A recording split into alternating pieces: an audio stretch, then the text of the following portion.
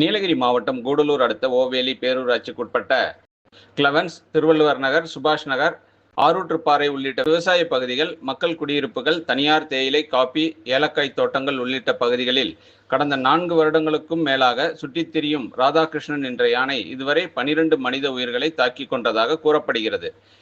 இந்நிலையில் ஆட்கொல்லி யானையை பிடித்துச் செல்ல வேண்டுமென அப்பகுதியில் உள்ள சமூக ஆர்வலர்கள் சென்னையில் உள்ள உயிரின முதன்மை பாதுகாவலர் டோக்ராவை சந்தித்து மனு அளித்தனர். இந்த யானையை பிடிப்பதற்கு வன உயிரின பாதுகாவலர் வனத்துறைக்கு உத்தரவு பிறப்பித்தார். இதையடுத்து 4 கும்கி யானைகள், ட்ரோன் கேமராக்கள், மயக்க ஊசி கொண்டு 50க்கும் மேற்பட்ட வனத்துறை காவலர்கள் கடந்த 5 நாட்களாக காட்டு யானையை பிடிக்கும் பணியில் ஈடுபட்டிருந்தனர். இந்நிலையில் ஆட்கொல்லி ராதாகிருஷ்ணன் யானையை மயக்க ஊசி செலுத்தி வனத்துறையினர் பிடித்தனர்.